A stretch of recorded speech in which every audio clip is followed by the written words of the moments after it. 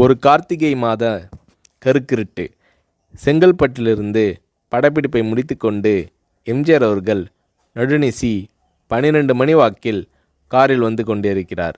கண் விழித்தவாறே தனது காரில் எம்ஜிஆர் அவர்கள் வந்து கொண்டிருந்த பொழுது வழியில் போலீஸ் உடையில் நின்ற ஒருவரை பார்க்கிறார். எம்ஜிஆர் அவர்களின் கார் அவரை கடந்து செல்கின்ற போது எம்ஜிஆர் அவர்களின் நெஞ்சில் பொறி தட்டுகிறது. ஆள் நடமாட்டமே இல்லாத இந்த அர்த்த ராத்திரியில் அந்த போலீஸ்காரர் பஸ்ஸுக்காக காத்து நிற்கிறார் என்பதை எம்ஜிஆர் அவர்கள் புரிந்து கொள்கிறார். உடனே தனது டிரைவரிடம் காரை நிறுத்த சொல்கிறார் எம்ஜிஆர். கார் பின்னோக்கி வருகிறது.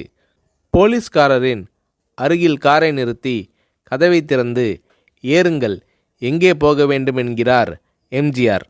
பரவாயில்லை, நான் பஸ்ஸிலே வந்து விடுகிறேன் என்கிறார் அந்த போலீஸ்காரர்.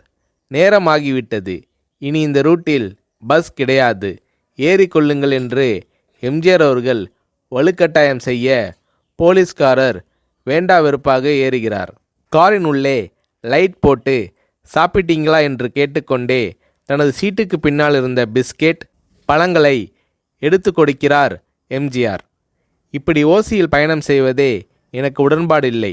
இன்னும் நீங்கள் உண்ண சொல்லி வேறு என்னை இழிவுபடுத்தாதீர்கள் என்று போலீஸ்காரர் மறுக்கிறார்.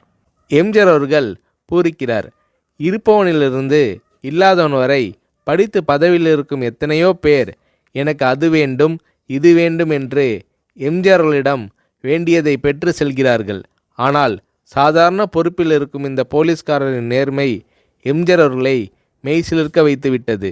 எம்ஜிஆர் அவர்களின் கார் கத தூரத்தில் வந்து கொண்டிருந்தாலும் காரின் நிறத்தையும் ஒளியையும் மனம் கமலும் ஓடிக்கான் வாசனையையும் வைத்து இது எம்ஜிஆர் அவர்களின் கார் என்றும் கார் சென்ற தடத்தை தொட்டு வணங்குகின்ற அளவுக்கு புகழுடன் திகழ்ந்த நேரம் அது.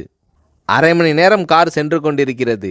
ஆனால் அதுவரை எம்ஜிஆர் அவர்களை பற்றி பெரிதாக போற்றி புகழ்ந்து பேசாமல் அந்த போலீஸ்காரர் வந்ததே புரட்சித் தலைவர் எம்ஜிஆர் அவர்களுக்கு அந்த போலீஸ்காரர் மீது மரியாதையை கூடுதலாக்கியது.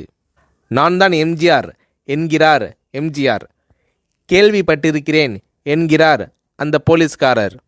பொன்மனச்செம்மல் எம்ஜிஆர் அவர்களின் முகத்தில் கோபம் இல்லை, பதிலுக்கு பொன்முறுவல் மலர்கிறது.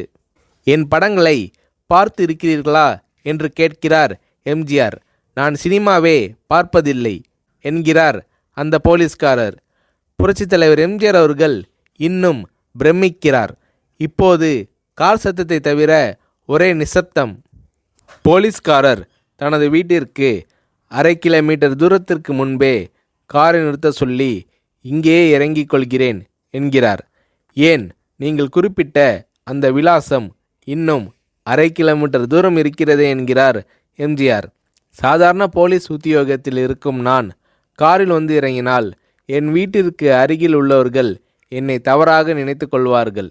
இதுவரை இப்படி நான் யார் காரிலும் ஓசியில் வந்து பழக்கமில்லை.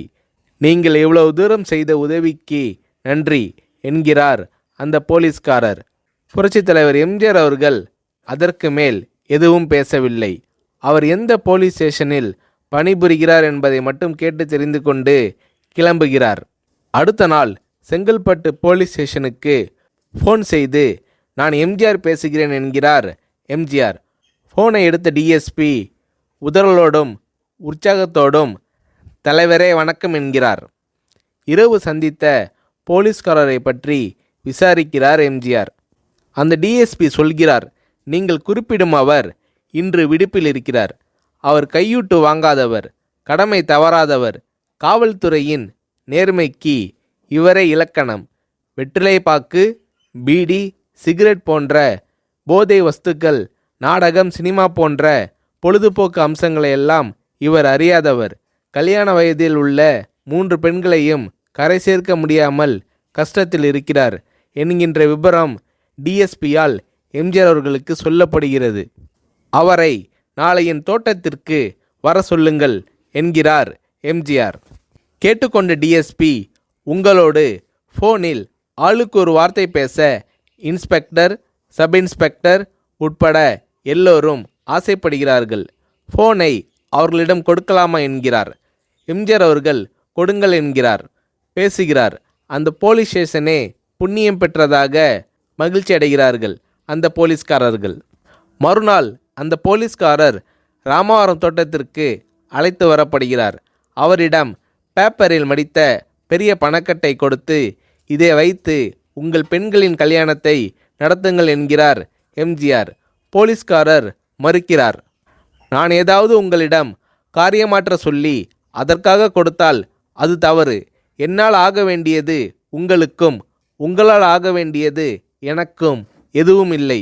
நான் உங்கள் கூட பிறந்த ஒரு சகோதரனாக நினைத்து கொடுக்கிறேன், பெற்றுக்கொள்ளுங்கள் என்று சொன்ன பிறகு கேட்டும் கூட கிள்ளி கொடுக்காத கனவான்கள் வாழும் இந்த உலகில் ரோட்டில் நின்றவனை அழைத்து சென்று அள்ளி கொடுத்த எம்ஜிஆர் அவர்களின் கருணையில் நெகிழ்ந்து போய் பெற்றுக்கொள்கிறார் அந்த போலீஸ்காரர். பிறகு ஒரு தேதியில் புரட்சித் தலைவர் எம்ஜிஆர் அவர்களே சென்று அந்த போலீஸ்காரரின் 3 பெண்களின் திருமணத்தையும் நடத்தி வைத்து வாழ்த்தி இருக்கிறார்.